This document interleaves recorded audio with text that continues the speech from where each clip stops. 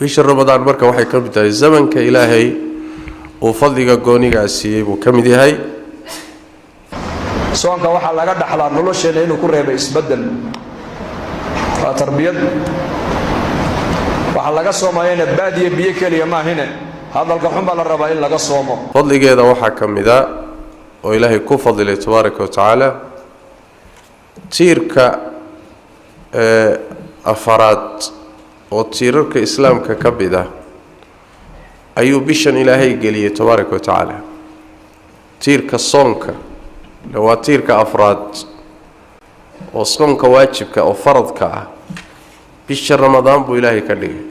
markhaatiga beenta dadku ay furayaan in laga soomaa la rabaa laqwiga in laga soomaa la rabaa man lam yadac qawla الzuri wاlcamala bihi falaysa lilahi xaaja fi an yadaca طacaamahu wa sharaabahu ninka aanan ka tegin buu nebigu yidhi hadalka xun ee maalaayacniga cayda iyo kaftanka iyo xanta iyo maaragtaana iyo markhaati beenaalaha qofka aanan ka tegin iyo camalka sharcigu inkiray qofka aanan ka tegin ilaahay dan kamale buu nebigu yidhi inuu haraad iyo gaajo qofkaas isku dilo nebi maxamed wuxuu yidhi calayhi الsalaatu wasalaam shahraani laa yanqusaan shahraa ciid ramadaanu wadulxija laba bilood ma naaqusaan ama ma dhinmaan ama ma naaftaan waa labada bilood ee ciiddu ku jirto waa bisha ramadaan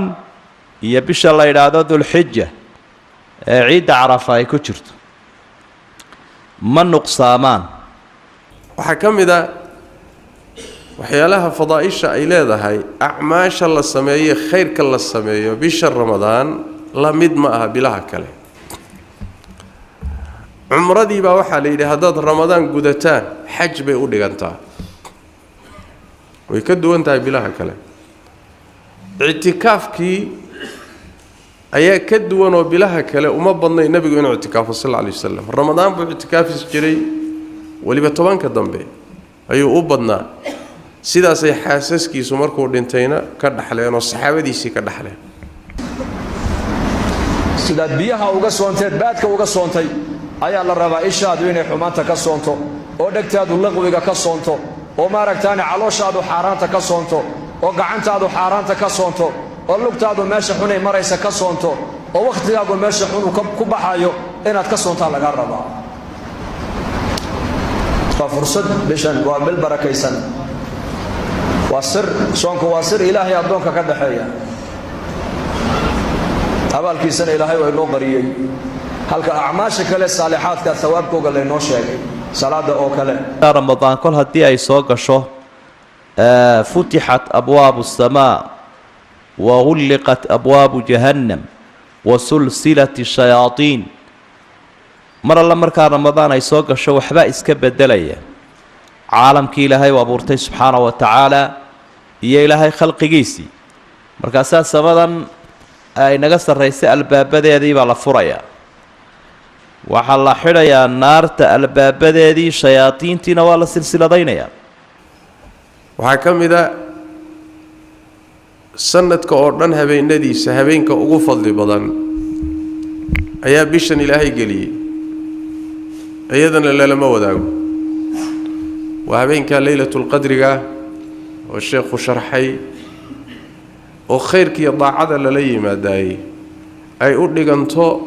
1000 bilood khayr lala yimid oo kale sanad haddii loo bedelana waa 83 sano iyo siyaado waay hal habeen shaqo aad qabatay baa waxay u dhigantaa 83 sano wax caadi ma acmaasha kaloo dhan thawaabkooga waa laynoo sheegay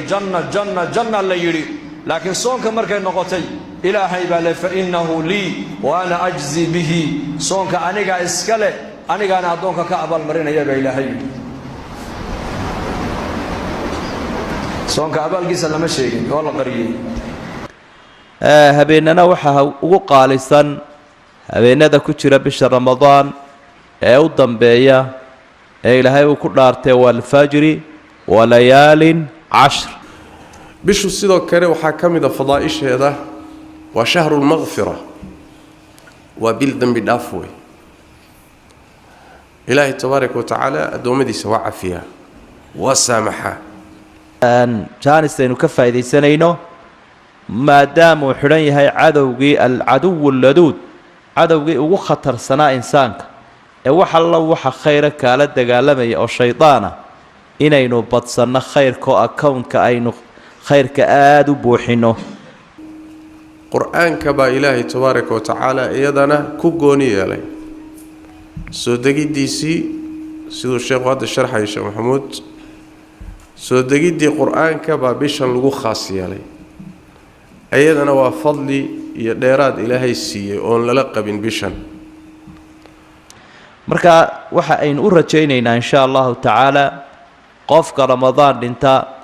ashahaadanaya islaama inuu ilaahay jannadaa albaabadeedu furan yihiinna ku casuumu geeyo naaraha xidhanna laga duwo